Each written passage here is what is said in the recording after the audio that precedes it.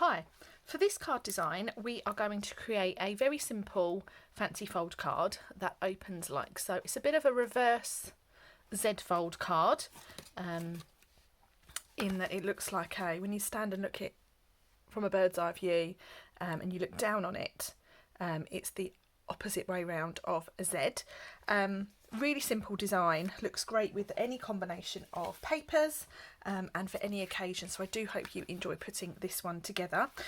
These are the pieces you are going to need. So you've got a standard card base cut from thick basic white card, and we're going to fold that in half. The trick with all fancy fold cards, as you'll hear me say in all these videos today, is to give them a really good crease with a bone folder so that your score lines are nice and sharp. So for this card design, we're quite simply going to fold our card front back on itself so that the right hand edge of the card here is folded back on itself to meet the left hand edge of the card, like so.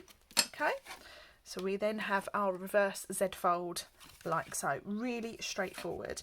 Just give that another little press with your bone folder, and that now seems nice and well creased. Okay, like so. So then we're going to bring in a few extra pieces. Now I've cut all these to size. If you're watching the video, great news, that means you would have found all the measurements for the projects. So I've cut all mine to size before I've started filming. Okay. So this is just a matter of layering everything together. And you may wish to choose different patterns to what I've chosen. And you are absolutely welcome to do that. This is just my design. It's always nice to add a little bit of your own creativity. These are the two pieces that we're going to add to the front to make it fold out nicely. You can see I'm just using some wet glue for mine today.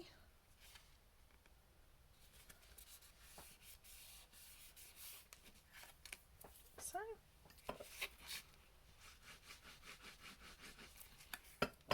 And then we're going to line this up so that it's in the centre of our card.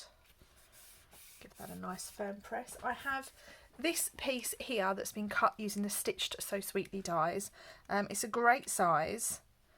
What I actually did when I made this card is I used this piece first, and then I made my layers behind it to fit that die cut. Okay, so pop all these bits on as well. If you don't have this die, don't worry, you could use another die, or you could just use a smaller piece of DSP. Just take that measurement of the cherry cobbler piece down by ½ centimetre to get the size for your DSP. Okay. Oh, before I stuck that on, I probably should have done my stamping, but let's see how we go. So I'm using Santa Paws is Coming to Town.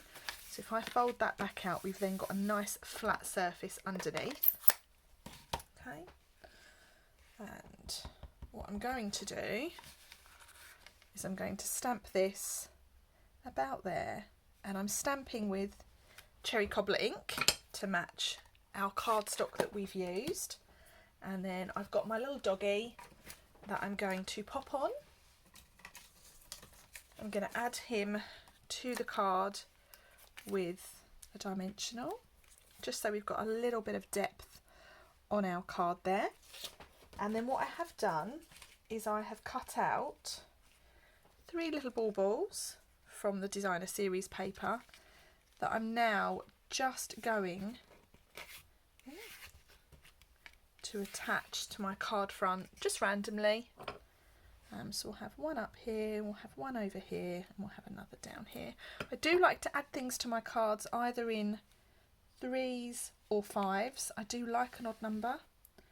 I remember when I first started crafting, I started crafting, paper crafting with scrapbooking, and I was always told to go with the rule of 3 or 5. and that's just something that has stayed with me. Okay, we can then go ahead and put our cherry cobbler piece inside our card. And this is the section that I would probably write on when I'm sending this card at Christmas, which isn't too far away now. Okay, and then this piece, before I stick it in, you'll notice that I've used a fine liner pen to just draw a little doodle around the edge. If we put that in now, it looks lovely, but I think that little doodle just finishes it off quite nicely. Okay, so let's take that out. And I'm doing this, I'm adding 4 little dots, 1 in each corner, like so, and then I'm simply joining them up. Okay.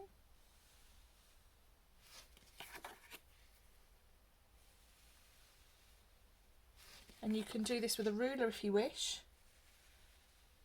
or you can do it freehand like I have. Now this is a really old stamping up pen that I've got.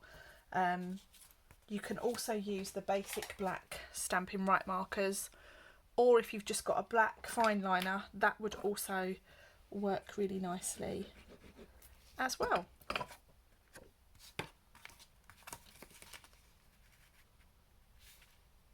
So just pop that in. And there we have it, our reverse Z-fold card, all complete for you. Thanks so much for watching. Bye.